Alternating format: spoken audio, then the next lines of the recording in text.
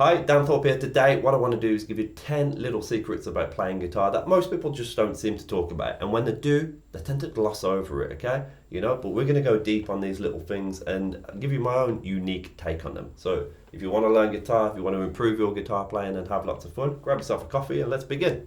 All right, number one then, muscle memory takes time to develop, okay? Most people just seem to be in such a crazy rush. It's like they're trying to get from Birmingham to New York in the space of an hour. It's just not gonna happen. And what's gonna happen if you try? Well, you're probably gonna end up like landing in the sea and drowning, okay? And that's how a lot of guitarists unfortunately feel. So with muscle memory, you absolutely have to take your time. If you're trying to learn a chord and your fingers are jumping around, or you're trying to do a chord change from G to C, your fingers are jumping around, don't try and force it. Don't try and think, I want to get this done by the end of the week. You got to realize that it's probably going to take a few months at least to get pretty good at that, okay?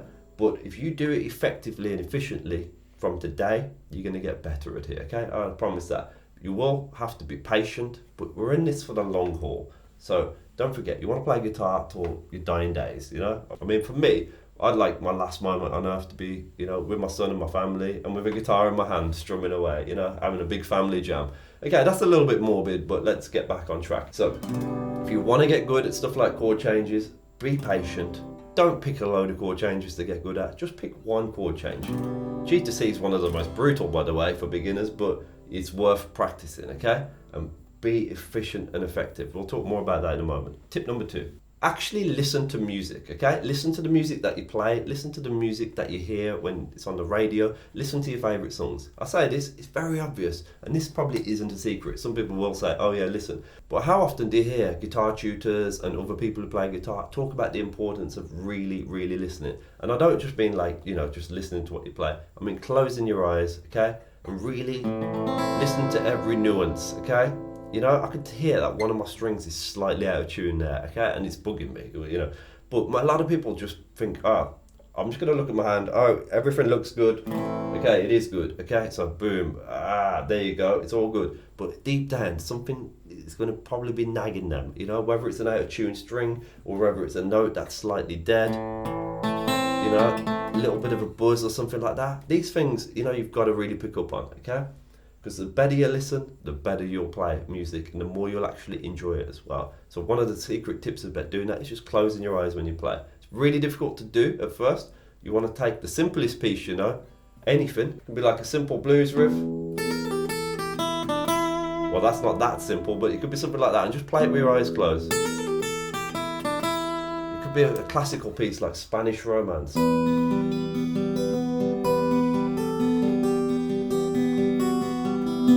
See if you can play it with your eyes shut, okay, without having a look. Because what happens is, a lot of people when they look, they constantly look back and forth at each hand. And instead of the blues piece sounding like this,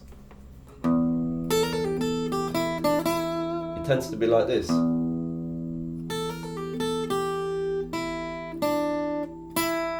Romanza, Spanish Romance, it tends to be like this.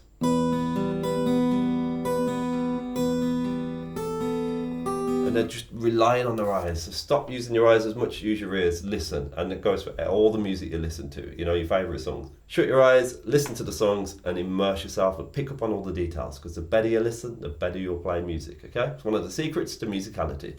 Alright, the third one then. Mental practice is actually really, really powerful. One of the things you can do is practice your guitar when your guitar isn't around, okay? It sounds a little bit wishy-washy, I know, but this is really powerful. I'm a sado and I used to fall asleep playing guitar in my mind, okay? So I'd be there playing guitar in my mind while I was drifting off to sleep, thinking about all the songs I was learning and the fretting movements and stuff like that. I didn't do it intentionally, it was just because I kind of got addicted to playing and I really enjoyed it. And you know what? I'd wake up the next day and I'd have a good idea of what it is that I was learning. I hadn't forgot as many notes and I could remember more stuff, and my fingers were moving around where I wanted them to because it was visualization, okay? It's really powerful. So if you have like a commute to work and back, or a boring day, or say your other half is just droning on about something that's not particularly exciting, think about playing guitar. Don't do that, actually, it's very rude. When your other half is talking, pay close attention. It's a lesson I learned in life many years ago, okay? But when you've got some downtime and nothing to do, basically, you're waiting for something, your doctor's office, dentist's office, something like that, you're sitting and waiting, just play through some of the notes that you're learning. It really does help, okay? It helps with your memory and it helps with the movements as well when you do pick up the guitar. So just a few minutes of that a day on one thing can go a long way. Number 4, your finger placement matters, okay? All these little details, how close you get to the fret makes such a big difference. Some people will play back there and it buzzes. Some people will pluck there and it sounds really harsh. Some people will pluck there, you know, and it doesn't sound as bright. Every guitar is different, okay? Where you pluck in makes a difference, but that's unique to each guitar, okay, and the tone that you want. But with the fretting hand, it's more technical, okay? This is a little bit more about personal taste with the picking hand and tone, but fretting hand is very much technical. You've got to get close to the fret and not press as hard. It makes such a difference. If you get far back, you're going to get a buzzing note, and you're going to press harder to make the note clear. And because you're pressing harder, your fingers are going to get more tired, okay? And nobody wants to play guitar when you feel like you've just been crushing rocks with your bare hands all day, okay? Like you're in a superhero movie like Thanos or something like that, or a Superman villain or something. You want relaxed fingers, okay? You want everything to feel nice and relaxed and smooth. Getting close to the frets is one of the ways to do that. Number 5, every guitar is different. Obvious, okay? We talk about stating the obvious, really, but every guitar is absolutely unique and different, you know? Some of these guitars behind me are very different to this. That Fender acoustic is nice. It's a good all-round guitar. Okay, I like to play that, and it's just good, solid workhorse guitar. I've got another guitar downstairs that I brought for like £40 on eBay many years ago, and it's all battered and in like, you know, pieces. Well, it's not in pieces. It just looks the state, but it plays really nicely, and it's really good just for inspiring me to pick it up and play stuff. This guitar is a really nice sort of worn, all-round guitar as well that works for a lot of things, okay? It's probably the easiest guitar I can play in many ways, you know, out of my acoustics. But I've got a variety of different guitars and I use them all for different things, okay? So it's really good to think about your guitar if you've got more than one, and obviously get the right guitar that suits you, okay? Because a lot of people have just one guitar but it doesn't quite suit them, and if that's the case and you feel like you're not comfortable playing it, then go trade it in, get something better, okay? A great guitar isn't expensive, okay? You can get really, really good guitars that are comfortable to play and that will promote really good technique, and you can get them for just like, you know, £100, £200, or if we're talking dollars, you know, $100 or, you know, something like that, $200 maybe, I don't know, but you know, they're not expensive. You don't have to spend thousands for a really nice playing guitar, and if you can play it well, you'll get a good tone from it. That's a fact. Right, number 6, the importance of taking short breaks. It's so important to have breaks when you're playing. One of the main reasons why is to let your fingers breathe and relax. You know, a lot of people play bar chords, a great example, and they'll push really, really hard, and they'll play, and they'll have dead notes, and then they'll just keep pushing and pushing and pushing, and they'll be like, my hand feels like it's gonna fall off after a while. Well, you know what? You need breaks. You need breaks within your practice session, and you need breaks, you know, at various points in your practice session as well. So what do I mean by that? Basically, if you're playing some chords and, you know, you think, wow, this is a bit of a strain, this is a struggle, just do 10 or 20 seconds, you know? Take your hand off, have a relax, have a breather. If you're doing bar chords, maybe just play one bar chord and don't let your hand stay on there for like more than 5 seconds until you relax it and let it breathe, okay? So you have little mini breaks within the session. But then also, once you've been practicing hard for like say 10 or 15 minutes of full-on concentration, put the guitar down, stretch, walk around, and then either pick it back up again later on in the day or pick it up there and then. Okay, those mini breaks do go a long, long way. Okay, we all need to have a recharge, just like our phone. You know, when the battery's going to die, plug it in, let it top up, let yourself top up, let your brain recharge, and get cracking playing. Number 7, the role of rhythm. Okay, a lot of people think, oh, it's just about playing the right notes, but you know, there's that great quote. I think it's from Morecambe and Wise. I'm playing all the right notes, but not necessarily in the right order, okay? I might have the person who said that wrong, but it's a really funny quote, and it's true. And a lot of students have said that over the years when they've been telling me about their practice. But rhythm is the key thing. In music, you've got harmony, melody, and rhythm. They're the 3 things that combine, you know, that all music is made from.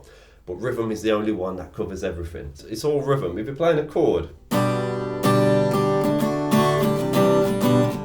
it's all rhythm, okay? If you're playing power chords or bar chords, everything you do is rhythm. So keep working on your rhythm skills, get solid, learn a strum pattern, learn a picking pattern, and you know, get the ability to play with a metronome, tap your foot to the beat, try and play with recordings, jam with me on my YouTube channel on all my videos, you know, and in my books and my courses, you know, all the audios there, okay, and just have loads of fun. The more you jam with people, the better your rhythm will get as well. So play along, and play along some more. All right, the next one then, practice with purpose. A lot of people will just pick up the guitar and just float through a few things, not really having anything that they want to improve. But I say to everybody, the one thing you want to do on the guitar is this. Every single day, have some fun and try and improve one tiny thing. If you do that, you're going to improve. It could just be improving a chord progression, it could be improving a chord change, one bar of a piece of music that you're learning, a bit of your technique, anything. The ability just to relax, but pick one absolute simple thing and improve it. Do that today, okay? And then tomorrow, pick something else or the same thing and do the same. Keep improving it. Just one thing a day, you do that, you will improve. That's called having a bit of purpose, and it's something a lot of people don't have because they pick up the guitar and they put it down again and they don't feel like they've made any improvements, and that's usually because they're floating around. So pick one thing and improve it today. All right, mistakes are a part of learning. It's a bit of a cliche. I hate cliches. You know, I hate it when people talk about cliches as well, and cliches being cliches, if you know what I mean. But you know what? That is just a cliche, okay? Anyway, so mistakes are a part of learning. So what you want to do is embrace that. Realize it's going to happen. Some people don't like recording themselves because they don't like to hear their mistakes, and it's off-putting and it can be a bit soul-destroying. And I totally get that. But if you know that you're making mistakes, it's okay, because then you can get to work fixing it.